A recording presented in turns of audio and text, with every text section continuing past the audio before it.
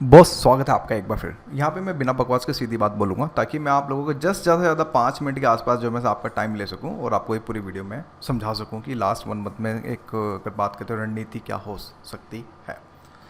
यहाँ ये वीडियो अगर बात करें तो इंग्लिश और हिंदी दोनों मीडियम के लिए यूज़फुल रहेगी। चलिए बैक टू द टॉपिक, सीधी बात बोलते हैं यार, एनालाइज करते हैं। देखिए कुछ एस्पिरेंट्स क्या होते हैं, लाइक 1 ईयर का हम साइकिल मान के चलते हैं। मान लीजिए आपने 1 ईयर पढ़ाई अच्छे से करी यार, 11 मंथ की जो स्टडीज़ होती हैं, जो भी आपने 1 साल मतलब तक आपने स्टडी करी, वो एक अलग कंसेप्ट है। वहाँ पे चाहे भले ही आपने 12 आवर्स की स्टडी करी हो, चाहे 14 आवर्स की स्टडी करी हो, चाहे 8 आवर्स की स्टडी करी, एज डिपेंड ऑन सिचुएशन कि एक एस्पिरेंट कितना अपने आप में मतलब एफर्ट्स लगा सकता है।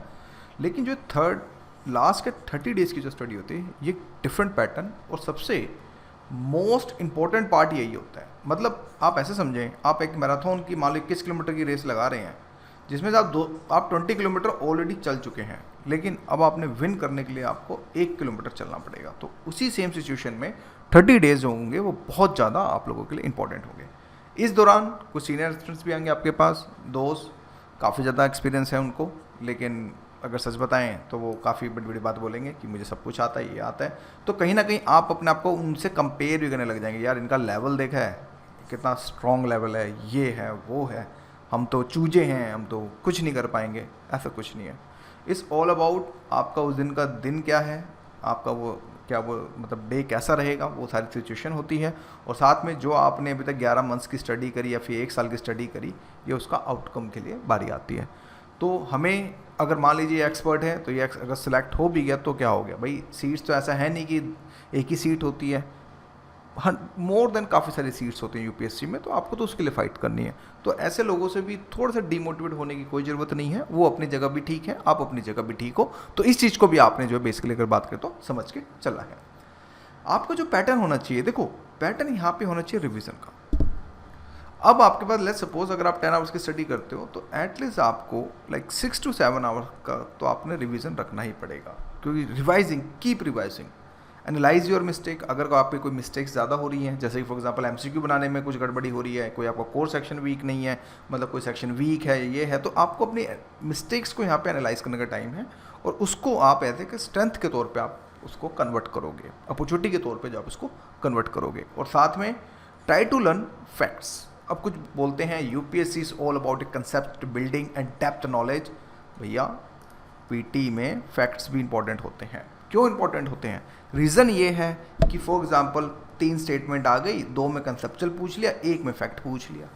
अब बताओ, कर लो आंसर, तो क्या होगा? कहीं ना कहीं 50-50 में लटक जाओगे। जब 50-50 में लटकोगे कहानी ख़राब हो जाएगी, क्योंकि चांसेस हैं 50% ना के भी चांसेस हैं।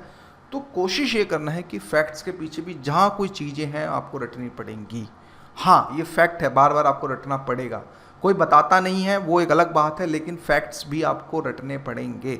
फॉर एग्जांपल मान लो पॉलिटी में आप ह्यूमन राइट कमीशन याद करते हो, भाई नेशनल ह्यूमन राइट NHRC मान लो करते हो, उसमें जो कमेटी होती है, ठीक है, जो मतलब कि जो जिस कमेटी के अंदर मतलब जो अपॉइंटमेंट कमेटी होती है, उसमें कौन कौन से आदमी यानी कि कौन कौन से जो मंत्री होते हैं, तो कौन से शामिल होते हैं, इंक्लूड होते हैं। तो इस तरह की चीज़ें बहुत माइनर सी, जस्ट एक आपने टेस्ट सीरीज में देखा होगा कि लाइक ऊपर नीचे कर देते हैं, वहाँ पे होम मिनिस्टर की जगह कैबिनेट मिनिस्ट्री डाल देते हैं, तो वहाँ पे भी बंदा कंफ्यूज हो जाता है।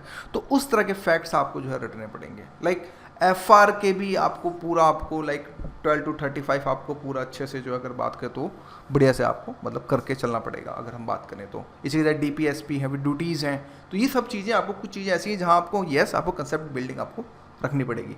कहने का मतलब ये है कि बॉस रिवीजन के अंदर ही फैक्ट्स आते हैं, आपको फैक्ट्स पे थोड़ा अब आपको रिकॉल पे फोकस करना पड़ेगा, जब जाके आप सोच सकते हो कि आपका कुछ अच्छा सा पीटी आपका जो है निकल के आएगा। दूसरा, टाइम टेबल की अगर मैं बात करूं तो देखो time table can be like that कि जैसे फॉर एग्जांपल आप 5 शिफ्ट में पढ़ सकते हो, कुछ बंदे 4 शिफ्ट में पढ़ सकते हैं, कुछ बंदे 3 शिफ्ट में पढ़ सकते हैं, कुछ बंदे 2 शिफ्ट में पढ़ सकते हैं। अभी डिपेंड करता है कि कैसा एस्पिरेंट है और किस तरह से चीज़ें लेके चलते हैं। हो सकता है कोई डेली बेसिस पे 2 जीएस के सब्जेक्ट, 2 जीएस के सब्जेक्ट लेके चल रहा हो, एक टेस्ट सीरीज लेके चल रहा हो, और एक आपका CSET लेके चल रहा हो, एक आपका करंट अफेयर लेके चल रहा हो। कुछ एक ऐसे भी होते हैं, कुछ एक ऐसे भी एस्पिरेंट होंगे जो एक जीएस का सब्जेक्ट लेके चल रहा हो, टेस्ट सीरीज लेके चल रहा हो, CSET लेके चल रहा हो, करंट अफेयर लेके चल रहा हो। कुछ ऐसे भी लोग होते हैं। तो डिपेंड करता है कि आपने कैसी शिफ्ट आपने लगानी है, और focus more in the productivity area. घंटों के हिसाब से आपने पढ़ाई जो है अगर हम बात करें तो वो नहीं करनी है। अगर मैं बात करूं तो घंटों के हिसाब से करोगे तो चीज़ें आपकी दिक्कत हो जाएगी। तो इस तरह से शिफ्ट बना के अपने छोटे छोटे टारगेट्स को सेट करके, यानी कि ओवरऑल जो सिलेबस है आपका, लाइक सपोज मैं बात करता हूँ मॉडर्न हिस्ट्री, यार मॉडर्न हिस्ट्री 2 दिन में कंप्लीट करी जा सकती है, 2 डेज में रिवाइज करी जा सकती है अगर आपके नोट्स फुलफिल हैं। आपने इवन आपने अगर नोट्स नहीं भी बनाए हैं और आपने हाईलाइट करके रखी चीज़ों को, मान लो बुक में ही आपने मार्क करके रखा है, तो भी 2 डेज में रिवाइज किया जा सकता है। इवन कुछ ऐसे भी स्टूडेंट्स होंगे तो 3 से 4 घंटे में मॉडर्न हिस्ट्री खत्म कर देते हैं जो अपने हैंड रिटन नोट्स के साथ। तो एक सब्जेक्ट्स को ज़्यादा से ज़्यादा 2 दिन से मैक्सिमम 3 दिन से ऊपर नहीं देना है।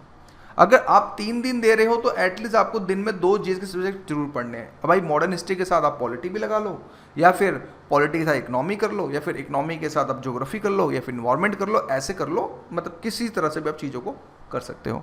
कुछ एस्पिरेंट्स क्या होते हैं कि लाइक भाई लास्ट 30 दिन में मैं 15 घंटे की पढ़ाई करूँगा, भाई ये सब बकवास होता है। ये देखो हमारा जो ये हम स्टडी कर रहे हैं, हमको ये फिजिकली वर्क नहीं कर रहे हैं कि हम 16 घंटे 17 घंटे कर सकते हैं, ये मेंटली वर्क है। तो मेंटली वर्क में 15 घंटे की स्टडी थोड़ा सा मुश्किल है। मैं मान सकता हूँ अगर आपने IITs की तैयारी करी होगी, डॉक्टर PMT की तैयारी करी होगी, तो इट कैन भी हो सकता है।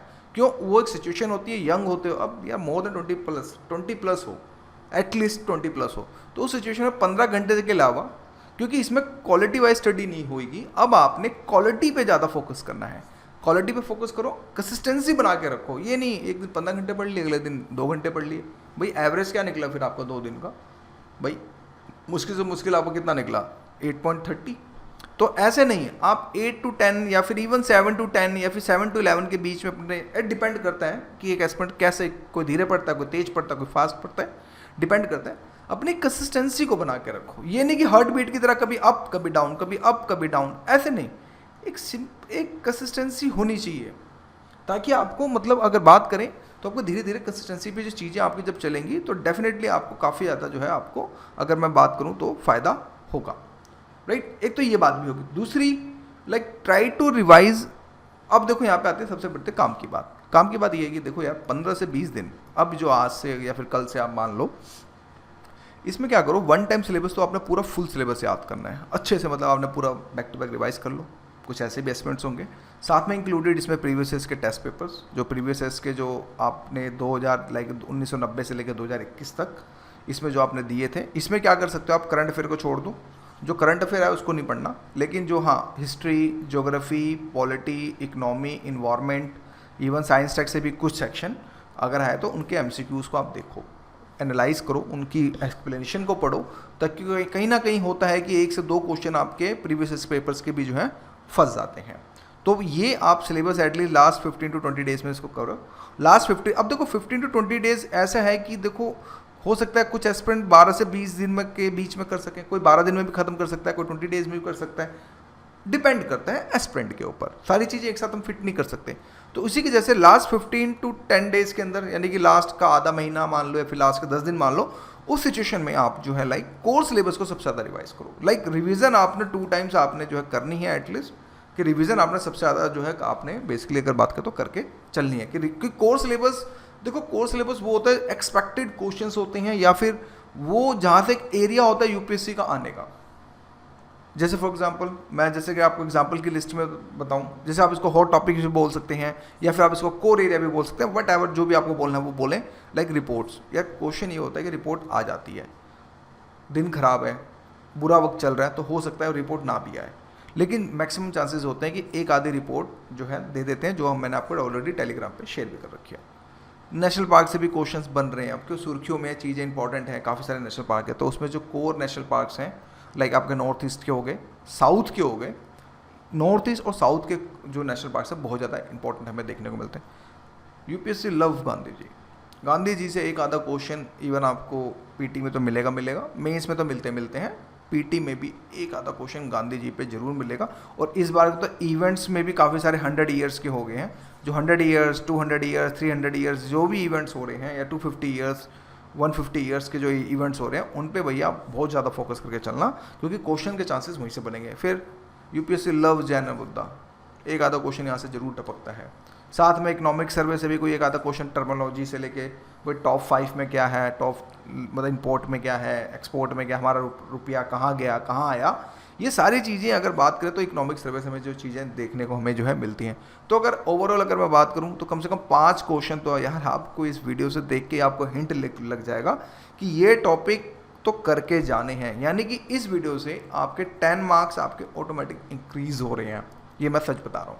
अगर आप इन टॉपिक्स को नहीं करके गए ना तो समझ जाना क्राइम करके भी आप जो है अगर बात करें तो जा रहे हैं। दूसरा, don't estimate the power of CSAT. देखो यार सी सेट बहुत इंपॉर्टेंट है।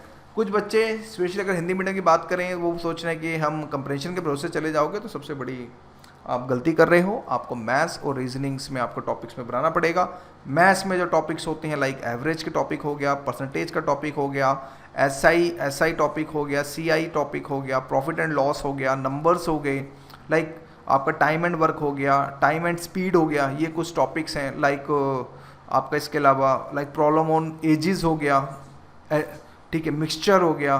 तो ये कुछ ऐसे टॉपिक्स हैं जहाँ से मैथ्स से क्वेश्चन हमेशा पूछे जा रहे हैं। Reasoning as you know reasoning को ज़्यादा बताने की जरूरत नहीं है, तो इन क्वेश्चंस को आपको करें और कम से कम एटलीस्ट के 5 से अभी इवन 5 to 8 मॉक टेस्ट आप जरूर लगा के जाएं और साथ में इसके प्रीवियस ईयर्स के भी मॉक आपने जो है 100% आपको जो है लगा के जाने हैं। भाई मेक स्मॉल डायरी का मतलब यहाँ पे ये है कि अपने जो वीक एरियाज के एक एरिया बनाओ, उसको लिखो साइड में कॉपी पेन में, और साथ में अगर बात करें तो अपने स्ट्रॉन्ग एरिया को भी लिखो। जो स्ट्रॉन्ग एरिया है उसको ज़्यादा ध्यान ना दो, लेकिन जो वीक एरिया उस पर सबसे ज़्यादा आपने जो फोकस करना है और वहाँ से लर्निंग आपने जो है स्टार्ट करनी है।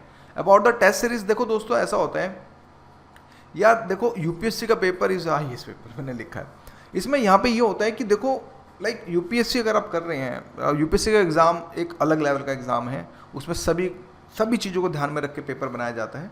आप कोचिंग वालों की टेस्ट सीरीज इंक्लूड हमारी टेस्ट सीरीज से आप कंपेयर नहीं कर सकते हो, क्योंकि यूपीएससी को बनाने होते हैं 100 क्वेश्चन, टेस्ट सीरीज को बनाने होते हैं कम से कम 5000 क्वेश्चन। तो यार 5000 100 में फ़र्क है नहीं है। तो उस कंडीशन में जस्ट इसको एज ए प्रैक्टिस टेस्ट की तरह लो और कुछ नहीं। जैसे कि for example final cricket match, आपका वर्ल्ड कप का फाइनल मैच हो गया और एक तरह से गली क्रिकेट हो गया, तो फ़र्क होता है नहीं होता, कितना फ़र्क होता है, प्रेशर का फ़र्क होता है नहीं होता। तो उस कंडीशन में डिफरेंट आपको चीज़ें जो है आपको जो है देखने को मिलेंगी। साथ में revision of test series is must, मतलब एटलीस्ट जो भी आपने टेस्ट सीरीज दी हैं आप उसको रिवाइज 2 से 3 बार करके जाएं, क्योंकि जब भी जाके चीज़ें जो होंगी वो आपको बहुत अच्छे से बैठेंगी। और साथ में एक चीज़ और याद रखना कि लाइक आपके कुछ स्टेज हैं, लाइक अगर आपके एंड अप हो रहा है 80 to 90 के बीच में, तो भाई देखो 80 के कम अगर आपके हैं तो it's not a safe zone, it's a danger zone. थोड़ा सा एफर्ट्स करने की ज़्यादा ज़रूरत है, लेकिन just you need to revise back to back. अगर आपके 80 to 90 आ रहा है तो रिवाइज करो अच्छे से, 91 to 100 आ रहा है तो स्टिल रिवाइज करो 1 से 2 बार और अगर जिसका 100+ आ रहा है तो एटलीस्ट सही जगह पे हो, जैसे एक बार और अच्छे से रिवाइज कर लो तो आपका काम यहाँ पे बन जाएगा।